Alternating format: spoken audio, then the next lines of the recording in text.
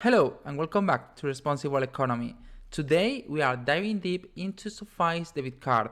In this video we'll cover everything you need to know about it. Fees, interest rates, security, self-service and more.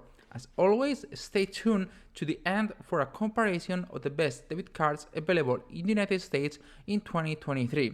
Let's get started. One of the top concerns with debit cards? Fees. The good news? SoFi's debit card has zero fees and doesn't come with any string attached. Another great feature, you can access over 55,000 ATMs across the US. Thinking of using the card abroad? SoFi hasn't provided specifics on foreign transaction fees, so you'll likely face a 3% fee per transaction. Looking to earn with the balance?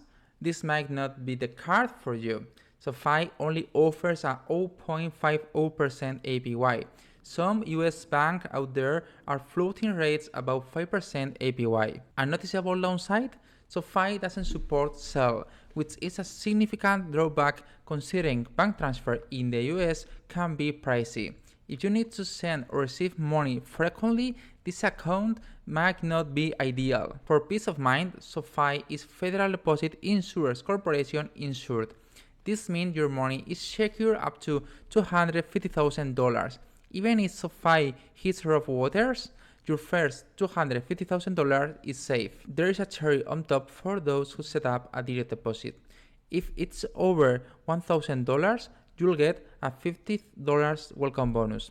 Deposit over $5,000, that bonus jumps to $250,000. Wrapping things up, we are now viewing a table comparing the top debit cards in the US for 2023. It covers cashback, fees, service, yield, and everything in between. Check above and in the description for a video spotlighting the top 10 debit cards in the United States. In conclusion, SoFi might not be the top pick for everyone.